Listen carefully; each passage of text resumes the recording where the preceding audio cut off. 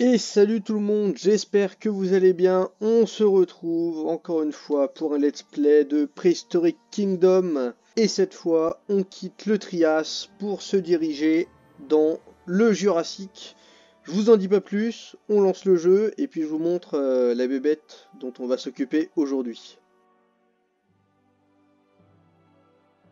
Ok, nous revoilà dans le jeu, donc vous voyez le parc n'a pas beaucoup changé. On voit les deux enclos qui sont ici avec les Célophysis nord-américains ici de la fin du Trias et les Célophysis sud-africains ici de la transition Trias-Jurassique.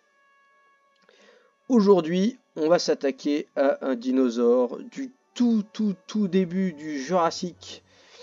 Et c'est une star de la paléontologie. Il est peut-être pas autant connu que le Triceratops ou le Tyrannosaure ou que le Vélociraptor, mais bon quand même, vous allez voir que celui-là, il fait partie du top 5 sans problème. Alors sans plus attendre, je vous montre un petit peu la bête dont on va s'occuper aujourd'hui au laboratoire.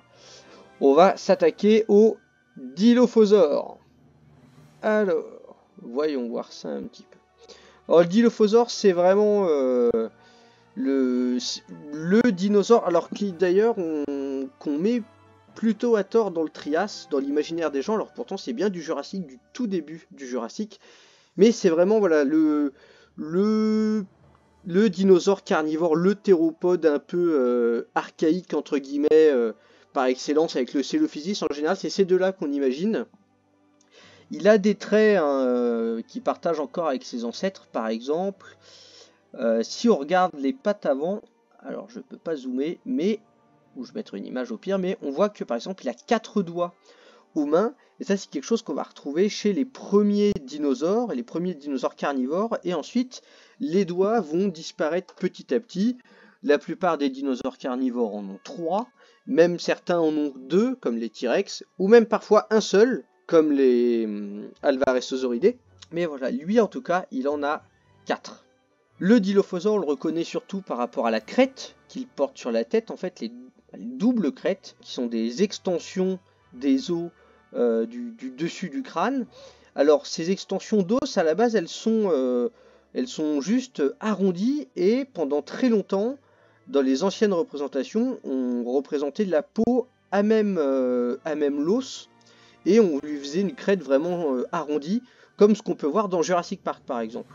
Voilà, on lui faisait une crête un peu comme ça, un peu plus courte même, sur certains dessins. Et voilà, on mettait juste la peau sur l'os, littéralement. Et une étude récente qui est apparue l'année dernière, ou il y a 2 ans, je la mettrai de toute façon à l'écran, et ben il y a une étude qui a montré, en fait ils ont scanné plein de crânes de Dilophosaures pour avoir un modèle type du crâne le mieux reconstitué, qu'on connaisse le mieux possible, et ils ont montré qu'il y avait de la kératine sur ces crêtes en os, et qu'en fait, du coup, il pouvait y avoir des formes un petit peu plus diversifiées, avec des rebords un peu dentelés, par exemple, comme on voit sur ce spécimen-là, ou voilà des petits pics à l'arrière, comme on peut voir sur celui-là. Donc voilà, qu'il y avait des formes un peu plus variées que juste la forme arrondie. Ça ne veut pas dire que la forme arrondie est impossible, mais en tout cas, voilà, il y avait de la kératine dessus, et le fait qu'il y ait de la kératine, ça permet, de la nature, on voit que les structures en kératine prennent plein de formes différentes, et ça permettait d'avoir des formes un petit peu plus diversifiées.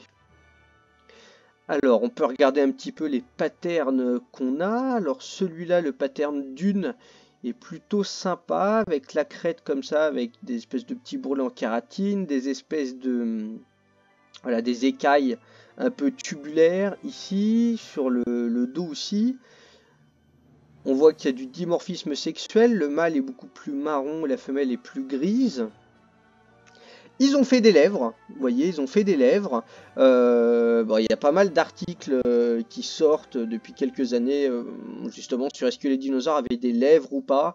Il y a notamment la présence chez certains dinosaures de foramen, donc de petits trous où il y avait des nerfs, au niveau de la bouche, et quand on compare ça avec des crânes d'animaux actuels comme les varans par exemple, ben, eux ils ont des lèvres.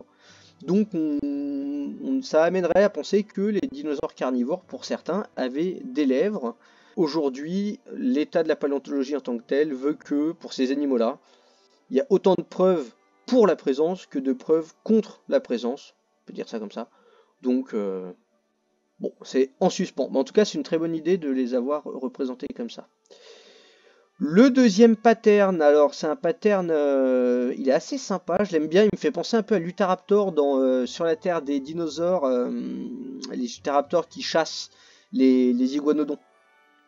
Et pour m'être un petit peu renseigné sur le wiki du jeu Prehistoric Kingdom, il s'avère qu'en fait ce pattern a été fait en référence à la description du Dilophosaure dans le roman de Jurassic Park en fait. Parce que dans le roman Jurassic Park, le Dilophosaure il est à la bonne taille, il est pas petit comme dans le film. Il est plus grand, et d'ailleurs la scène où il bouffe Dennis Nedry est assez hard, hein. C'est expliqué qu'il éventre Dennis Nedry et que ses intestins lui tombent dans les bras, etc. pendant que le Dilophosaure le tient par le crâne. Bon, voilà, si vous ne l'avez pas lu, je vous invite à le lire. Mais donc voilà, ce pattern a été fait d'après une interview qu'eut des développeurs, ou un commentaire des développeurs. Ce pattern a été fait en référence à la description du Dilophosaure dans le roman Jurassic Park. Donc je ne sais pas si je l'utiliserai, mais en tout cas le clin d'œil est admirable. Je le fais tourner un petit peu. Il est beau, il est beau. Alors là, il n'y a pas d'écailles sur la crête, enfin sur la colonne vertébrale, sur le dessus du dos, de la queue et du cou. Il n'y a pas de petites écailles tubulaires comme ça. Lui, on fait un corps complètement lisse. Est-ce qu'il y a du dimorphisme sexuel? Je crois pas, ça n'a pas l'air. Le dernier pattern, le pattern Snowmelt. Alors, celui-là, il est pas mal. Alors, la crête a la forme un peu classique, même si elle est un petit peu étirée vers l'arrière, alors que la crête en os sur laquelle elle repose, c'est plutôt symétrique en vrai. On voit par contre, ça j'adore, que le dessus du corps est recouvert de petites plumes rêches plaquées contre le corps, donc ils n'ont pas fait des grosses plumes. De toute façon, les dinosaures carnivores, voilà, au Trias, au début du Jurassique, ils n'avaient pas des grosses plumes bien développées comme on peut retrouver chez les oiseaux, chez les raptors, etc. Mais c'est pas idiot de leur avoir mis des plumes aux dilophosaures, puisque on sait que les ptérosaures ont des plumes, les dinosaures aussi, et que du coup l'ancêtre des ptérosaures et des dinosaures avait ce genre de petites plumes comme ça, un peu filamenteuses. Donc c'est pas idiot que le dilophosaure, même si on n'en a pas retrouvé sur le fossile, c'est pas idiot qu'il en ait. Alors bon, maintenant qu'on en sait un petit peu plus sur le dilophosaure, on va aller voir un petit peu où il était trouvé. Alors je pourrais aller regarder sur internet, mais le jeu regorge aussi d'informations intéressantes. Alors ce qu'on va faire, c'est qu'on va aller sur l'onglet excavation, clac, et le dilophosaure, je sais qu'il a été trouvé par ici, voilà, donc dans la Kayenta Formation. Donc on n'est pas très loin de la formation où ils ont trouvé Coelophysis. C'est la même région, sauf que voilà, Kayenta Formation c'est un petit peu plus récent. De toute façon, on va aller voir sa fiche à cette formation un petit peu après. Mais voilà, on est dans ce bassin sédimentaire nord-américain. Bassin et voilà, bassin d'arrière-arc avec, on se souvient, ces chaînes de montagnes qu'il y avait plutôt voilà, ici sur la rive ouest. Ok, alors petit passage sur Fossilworks avant de regarder la formation. Donc qu'est-ce qu'on voit sur Fossilworks? On voit que le dilophosaure, il a été décrit en 70, donc c'est pas un genre de dinosaure connu depuis très longtemps, hein, en vrai. On le connaît depuis un peu plus de 50 ans, mais c'est pas, voilà, c'est pas exceptionnel non plus. Bon, vous voyez, il y a eu pas mal d'articles dessus. Encore une fois, c'est un dinosaure un peu star, donc c'est un peu comme le T-Rex ou le Spinosaure, quoi. Donc c'est normal qu'il y a pas mal de chercheurs qui bossent dessus. Il y a une espèce qui a été décrite, qui est sûre, c'est celle qu'on va faire, c'est Dilophosaurus weverili, qui a été trouvée du coup voilà, dans les sites qu'il y a en Arizona. Après, vous voyez qu'il y a aussi des fossiles qui ont été trouvés en Inde et en Chine. Alors, les fossiles chinois, pendant longtemps, on pensait que c'était du dilophosaure. Et c'était basé sur des fragments. Et bah tiens, je vais vous les montrer directement. Donc, Dilophosaure, une espèce sûre, comme je vous disais, le Dilophosaurus c'est compliqué. Weaverili, voilà. Et bah, il y a des fossiles qui ont été trouvés en 87 en Chine.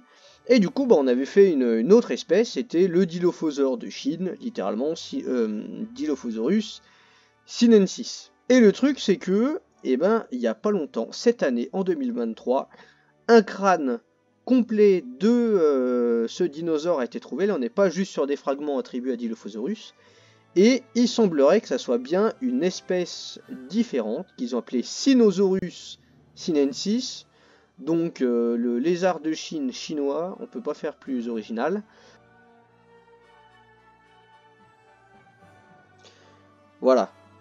Bon, je vais pas aller chercher l'article, mais ce crâne-là, qui a été trouvé, donc crâne complet, bon, la pièce est magnifique, je veux dire, un fossile comme ça, si on en trouve un dans sa vie, c'est suffisant. Et donc voilà, crâne de Sinosaurus, et donc il semblerait que ça soit bien un dinosaure à part, et que donc le Dilophosaure, ça soit bien juste un animal qui soit nord-américain. Les restes indiens, c'est pas très riche. Hop, on retourne sur Fossil Works. Les restes, c'est des fragments pas terribles dans mes souvenirs. Voilà. Donc vous voyez, c'est décrit comme de l'Aphinis Dilophosaurus sp. Donc sp, ça veut dire qu'on n'est pas capable de mettre une espèce dans le genre. Et Aphinis, ça veut dire que c'est même pas sûr. Et on voit que il y a des attributions d'autres noms aussi, donc c'est pas terrible. Certains l'appellent le Lampluxora. Alors, Lampluxora, tac. Ok, donc ça se trouve, c'est même pas un dinosaure cousin de Dilophosaure en fait. Enfin, c'est même pas genre un théropode, ça se trouve, c'est un sauropodiforme. Donc ça serait plus proche de Platéosaure et de Diplodocus. Donc voilà, le Dilophosaure indien, clairement on va pas se baser dessus. Et bah, le chinois du coup c'est pas un Dilophosaure. Donc on va rester sur le Dilophosaure américain. Maintenant que cette petite note, ce point a été fait, on va s'intéresser à la Kayenta Formation. Kayenta Formation, donc vous voyez, c'est le tout début du Jurassique. Donc les paysages actuels, on est sur quelque chose voilà, de très rouge, très riche en fer. Et en fouinant un petit peu sur Google Scholar, donc le Google des chercheurs, j'ai trouvé un article qui parle de l'environnement et de la géologie de cette formation. Alors, cet article, c'est celui-là, donc des traces fossiles et les paléoenvironnements du tout début du Jurassique de la Kayenta Formation dans l'état de donc le Washington County. Donc c'est pas l'état de Washington, c'est qu'est-ce que ça veut dire County dans le comté. Donc dans le comté de Washington, dans l'état de l'Utah. Voilà. Donc qu'est-ce que nous dit cet article? Alors je vais pas tout lire. Donc c'est surtout connu pour ses restes de dinosaures, mais il y a aussi des ichnotaxons, donc des empreintes de bestioles, des traces de terriers, etc. Donc la Kayenta Formation a fait 282 mètres d'épaisseur, du moins sur l'aire qui a été étudiée par Bieck en 2003. Et elle est divisée en deux membres informels. Donc là, ça veut dire que c'est divisé en deux membres dans cette étude, mais que c'est pas officiel. Là, ils le disent, c'est informel.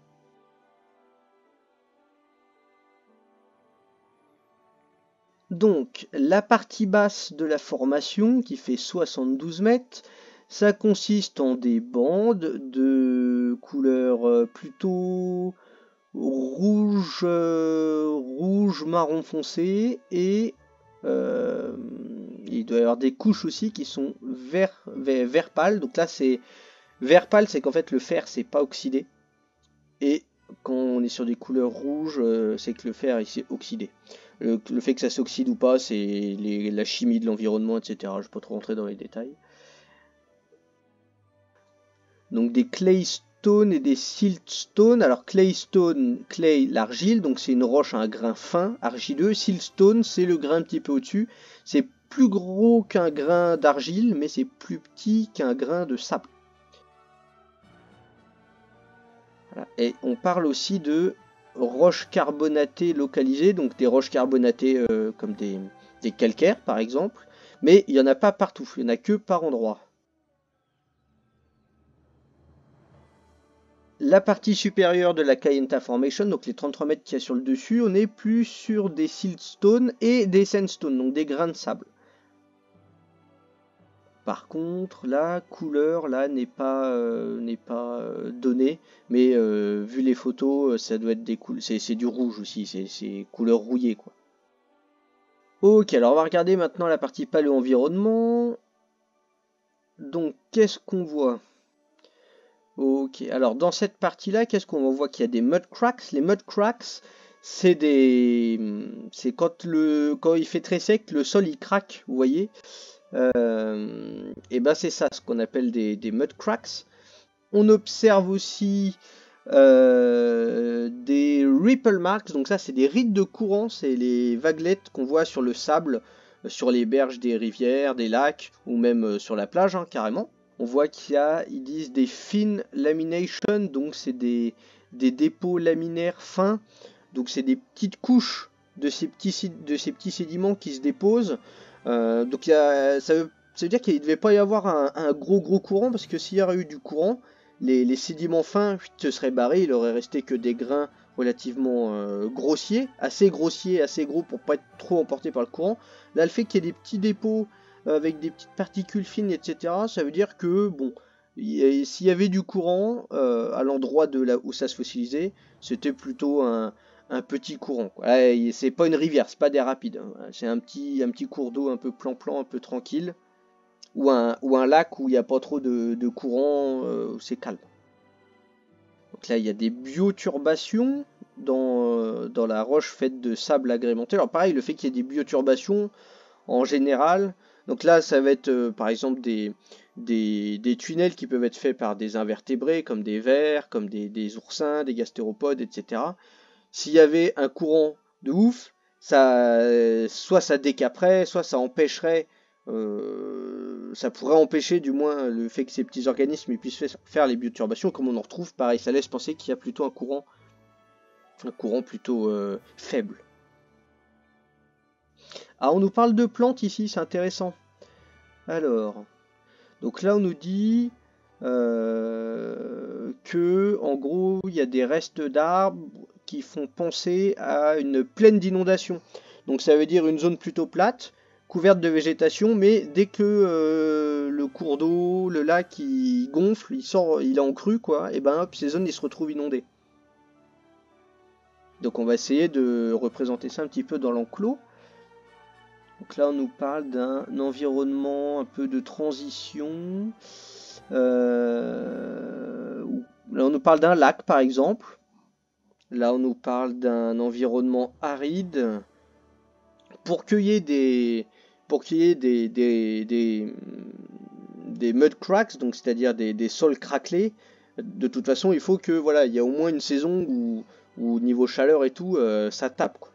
Donc des saisons assez contrastées, un été assez aride, un hiver peut-être assez doux, dans un environnement facilement inondable et donc soit bord de cours d'eau, soit un lac.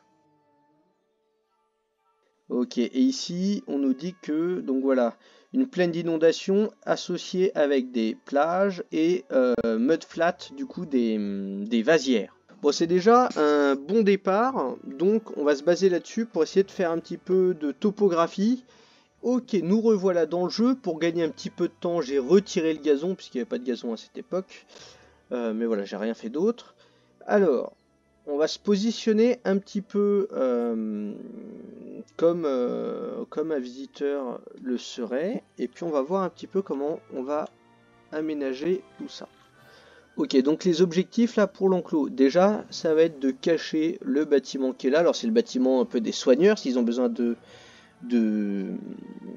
d'approcher les animaux, de leur faire des soins, etc. Mais on va essayer de le dissimuler un petit peu en mettant des rochers par exemple. Ensuite, je ferai bien un coin ici avec de la forêt plutôt dense. Voilà, avec la végétation qui se dégrade petit à petit, et de ce côté-là, faire un espèce de lac entouré d'une vasière, comme on a vu dans l'article. Donc de l'eau ici, ensuite une vasière là, de la végétation là, de la végétation un peu de mi-hauteur, et petit à petit, de ce côté-là, une forêt plutôt dense. Ça vraiment on a un gradient. Bon, là-bas, essayer d'occuper l'espace un petit peu, puisque de toute façon, c'est assez loin, le visiteur ne pourra pas voir. Et essayer de laisser le champ libre sur le devant pour pouvoir profiter de l'animal. Alors là, ce qui est intéressant, c'est que le bâtiment que j'ai mis ici, on peut voir d'en haut, mais on peut aussi voir, hop, dedans, à travers des vitres que j'ai installées. Tac. Donc pareil, d'ici, il faut qu'on puisse profiter de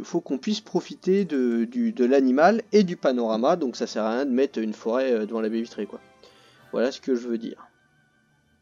Et on est pas mal. Ah oui, j'ai mis un panneau aussi, voilà, pour pouvoir écrire des informations dessus un peu plus tard. Ok, alors on va faire un petit peu de relief et puis on va mettre le point d'eau. Allez, c'est parti.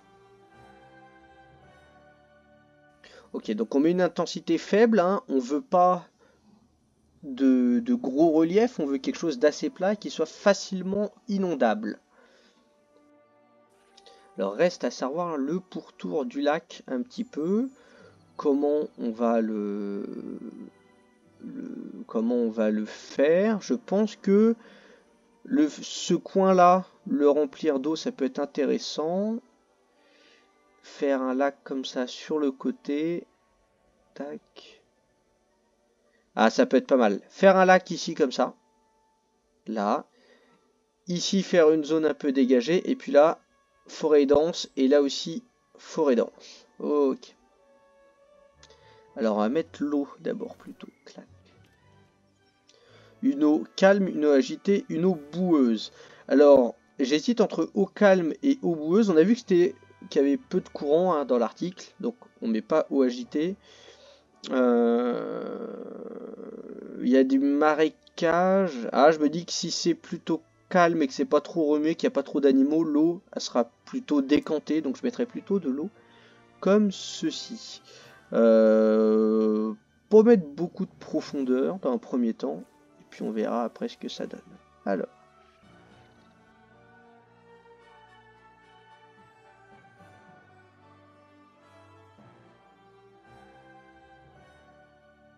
Ok, je trouve que voilà, niveau superficie de l'eau, on est bon.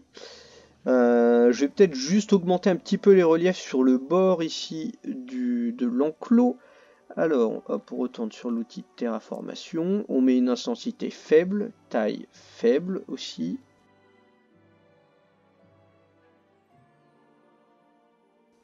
On va peut-être creuser un chouille, justement ici, pour des raisons de sécurité, pour pas qu'il saute. Hop, comme ça.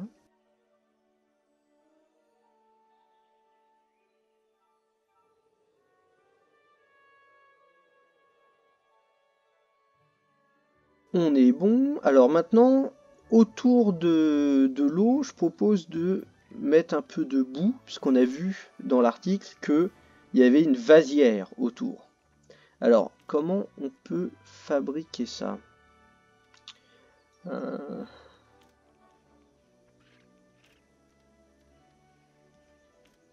Marécage.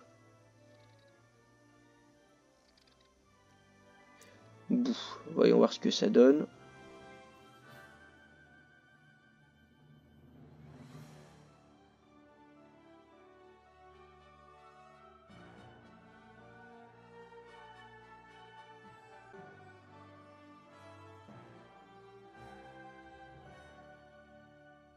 Ok, niveau sol, on est plutôt bien. Alors j'aimerais bien mettre des rochers. Sauf que...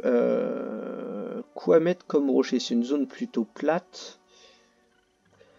Ok, alors, ce que je propose, c'est que, comment dire, là, le paysage actuel, c'est ce qui va donner par la suite les roches dans lesquelles on a trouvé le dilophosaure et tout et tout. Et ça veut dire que en dessous ce paysage-là, donc ça va être les roches plus anciennes, des formations plus anciennes.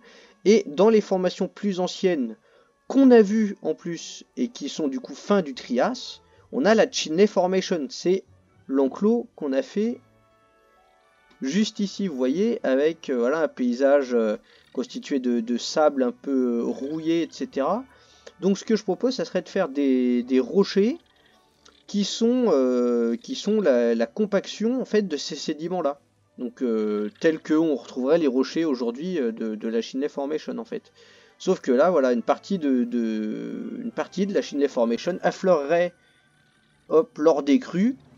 Tac, quand le lac entre en crue, ça décape un peu le sol. Les roches du dessous, donc les roches qui sont là, affleurent et on a quelques rochers comme ça. Donc, on va mettre des rochers.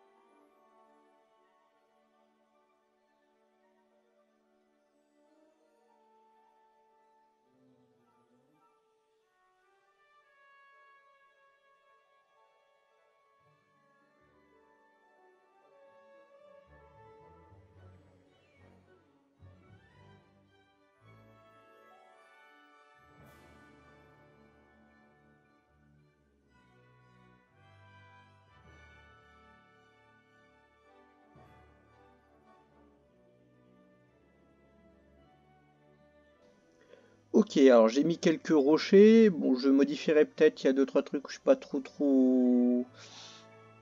emballé, mais on verra bien. Maintenant, ce que je propose, c'est que on mette un peu de bois mort et d'autres éléments de décor avant de vraiment s'attaquer aux plantes.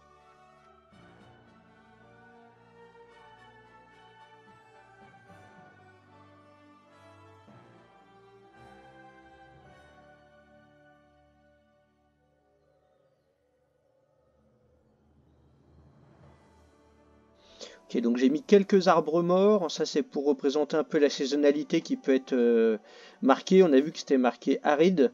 Donc voilà, on imagine que ces arbres-là, ils n'ont pas trop aimé les phases de sécheresse et de saison plus douce. Et puis je vais mettre un arbre ou deux un peu plus en retrait, même s'ils seront camouflés par la forêt, ça va être pour donner un petit peu d'hétérogénéité justement, et pas juste mettre un arbre qu'on multiplie 100 fois pour faire la forêt.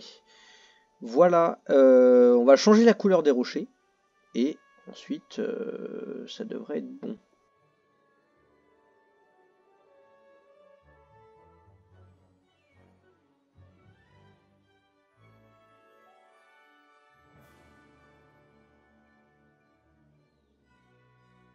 Eh ben, on est plutôt pas mal.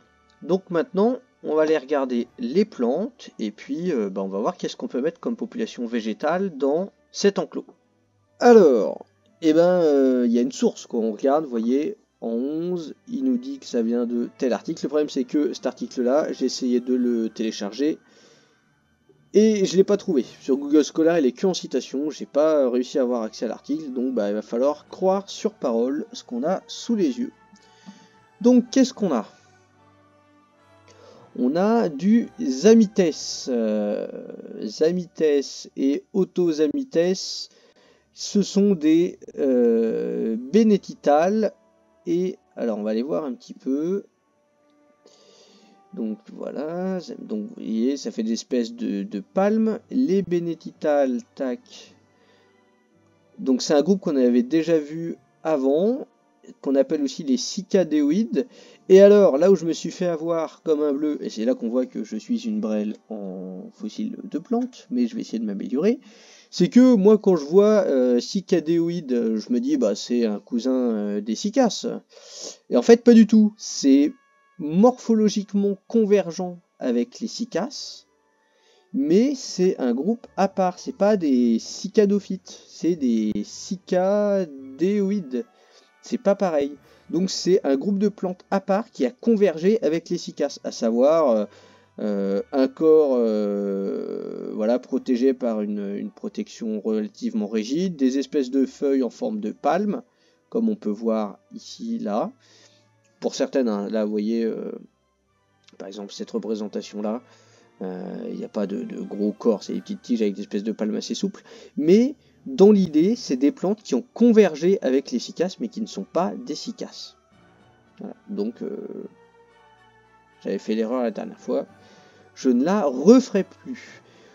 On retourne sur la Kayenta Formation, alors là, vous voyez, hop, vous voyez, dans la note qui est ici, ça a été interprété comme un cicasse de la famille des Cicadaceae, mais en fait, eh ben, c'est pas des cicaces. Donc ça, on va pouvoir en mettre. On en a des bénétitales. Ensuite, qu'est-ce qu'on a? On a du Claptropteris. Alors, c'est en rouge, donc on voit qu'on n'a pas de... on n'a pas d'article Wikipédia. Sauf que, c'est pas grave. On va prendre le genre et on va aller voir sur Fossilworks ce que c'est. Alors là, bon, déjà, on a une petite idée. On voit que c'est affilié aux Dipteridaceae et aux polypodiales, et c'est des fougères. Donc, si je vais voir sur Fossilworks, normalement, ça va me dire que c'est une fougère. Et bingo, ptéridophyte, donc c'est des fougères. Ensuite, on a des cicaces vraies, mais indéterminées. Donc, j'ai trouvé par des feuilles, donc cicadidés, donc on mettra des cicaces vraies. Et Pinopsida, donc des conifères. Pinopsida, conifères, c'est pareil. Sauf que, bah, autant dire que dans conifères, il y a pas mal de sortes de conifères. Alors, c'est affilié un petit peu au pin. J'ai fait des recherches. Alors, c'est pas tout à fait la Kayenta Formation, c'est la formation qu'il y a juste avant. Mais il y a un conifère qui est prédominant, c'est la famille des Araucaria, qui sont aussi prédominants dans la formation encore avant, qui est la Chinley Formation, bah, qu'on a vu avec Celophysis. Et en fait, de toute façon, les Araucaria, voilà, c'est des conifères qu'on retrouve beaucoup au début du Mésozoïque. Donc, je pense mettre voilà, des Araucaria pour représenter ces familles des pins, justement. Et pour finir, alors on n'en a pas ici dans la liste, donc ils en ont peut-être pas trouvé, mais dans la formation juste avant et dans la formation de Shinley, il y en a aussi, c'est des prêles. Et comme on a un environnement, on a une vasière, les prêles aiment bien les environnements avec de la vase où ils ont les pieds dans l'eau, donc je vais faire le choix, je vais prendre le parti pris de rajouter aussi des prêles, même si là ils sont pas dans la liste phonique. C'est pas impossible qu'il y en ait, en tout cas l'environnement s'y prête, donc on va rajouter des prêles aussi.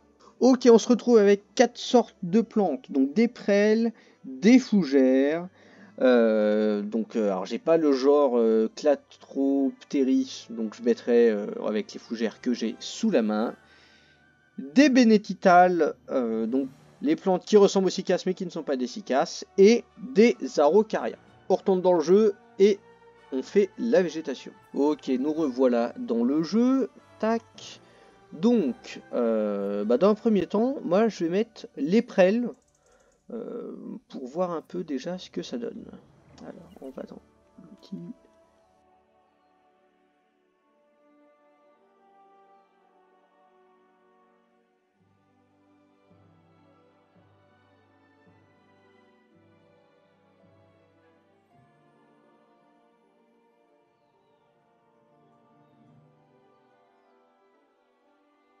Ok, on est pas mal, je suis assez content. C'est assez dense, mais voilà, ça change de bouquet épars qu'on a pu faire avant.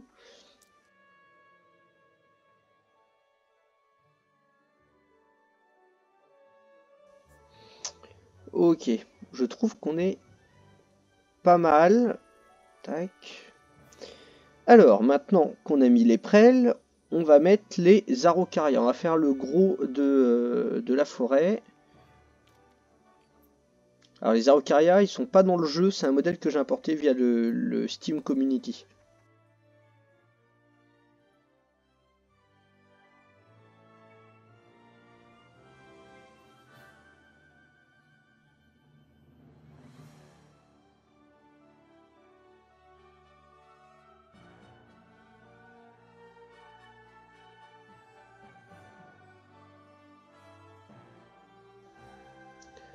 Ok, donc là, j'ai mis les araucarias, on est bon. Maintenant, je vais mettre quelques bénétitales.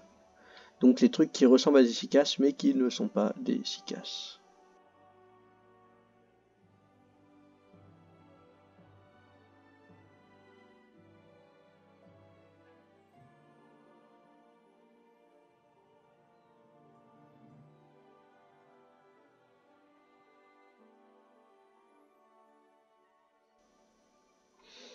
Ok, on est bon. Maintenant, qu'est-ce qu'il nous reste à mettre?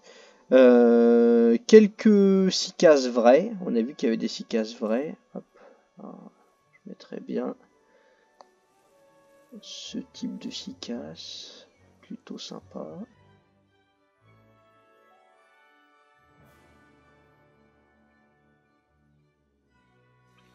Alors j'ai d'autres sortes de cicasses. On va essayer de diversifier un petit peu.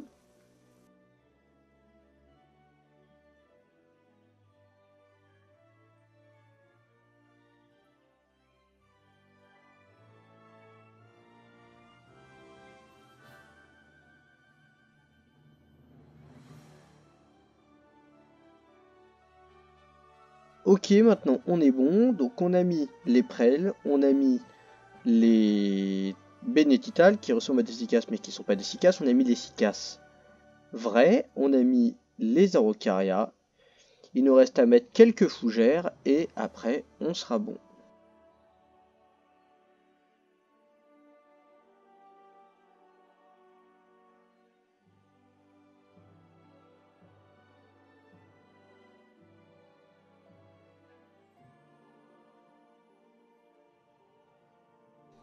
Ok, on est pas mal. Alors il y a un tout petit truc que j'aimerais rajouter, c'est que comme voilà, j'ai fait une forêt de conifères, j'aimerais bien sur le sol mettre un aspect un petit peu aiguille de pin. Alors c'est pas vraiment des aiguilles qu'ils ont les araucarias, mais essayer de mettre un aspect un petit peu débris de conifères sur le sol, du moins là où ils sont. Donc on va essayer de faire ça et je pense qu'ensuite on sera bon.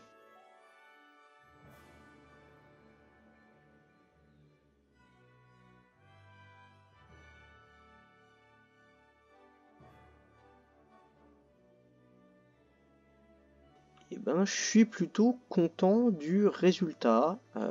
On a quelque chose de quand même assez humide, mais voilà, on a des arbres morts pour nous indiquer que voilà, il y a des moments de l'année où c'est pas GG. On a voilà le lac, mais de l'eau calme, euh, comme c'est indiqué dans l'article, un terrain plutôt plat qui s'inonde facilement, on est en pleine inondation. Et voilà, pour diversifier un petit peu quand même, une forêt d'araucaria, puisque c'est les conifères prédominants de cette époque-là, et les populations végétales qu'on a vues dans les articles. On est plutôt bon. Alors allons voir, alors de ce point de vue-là, c'est pas trop mal, la vue n'est pas gâchée, on arrive à voir quand même, on arrive à profiter, à peut-être retirer juste un arbre mort. Voilà, comme ça on voit mieux. Qu'est-ce que ça donne quand on regarde du rez-de-chaussée? Ah, c'est assez sympa, j'aime bien. Là ici, ça laisse un espace pour mettre le mangeoire, ce qu'on va aller faire. Et puis bon, ensuite, on va pouvoir mettre l'animal et regarder un peu ce que ça donne.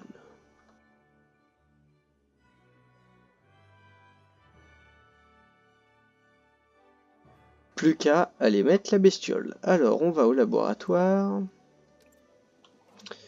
dilophosaures. Alors, moi j'en aurais bien mis 2, des dilophosaures. J'aurais bien mis un couple. Le truc, c'est que quel pattern choisir? En vrai, ils sont tous stylés, quoi. J'avoue que celui-là, c'est un peu mon chouchou parce qu'il a des plumes, en vrai. Donc on va faire un couple. Hop. De celui-là. On va pas en faire plus. Alors, en vrai, on pourrait dire hein, qu'ils vivent en meute, rien d'impossible. En vrai, même si on n'a pas retrouvé de bonnes bêtes, on n'a pas retrouvé de rassemblement de beaucoup de fossiles de dilophosaures comme on a pour du Celophysis. Et en vrai, ça c'est un truc qui fait assez débat, c'est un truc qui est assez compliqué à savoir, c'est est-ce que ces dinosaures carnivores vivaient en groupe ou vivaient tout seuls. On a l'image des raptors qui vivent en groupe, même si en vrai on n'en sait rien. C'est une image qui est surtout colportée par Jurassic Park. Mais en fait, quand on regarde dans la nature actuelle, des animaux de même taille, certains vont vivre en groupe, certains vont vivre tout seuls. Un cougar, ça va vivre tout seul, alors que une meute de loups, un loup, ça fait à peu près la même taille. C'est peut-être un petit peu plus petit qu'un puma, mais en vrai, voilà, les loups vont vivre en groupe, alors que des félins de même taille vont vivre tout seuls. Après, c'est des stratégies, des modes de vie un petit peu différents, mais c'est tous les deux des prédateurs de gros animaux, et pourtant, l'un vit seul, l'autre en groupe. Donc en vrai, pour Dilophosaure, c'est assez compliqué, on peut pas trop savoir. Moi, je prends le choix d'en mettre 2. Mais là pour le coup je me base pas sur quelque chose en particulier. Donc le mâle s'appelle Martin et la femelle s'appelle Ashley.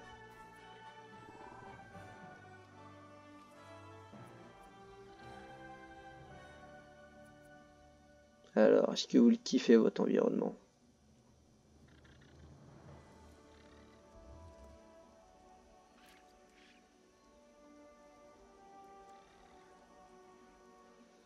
Ça a l'air.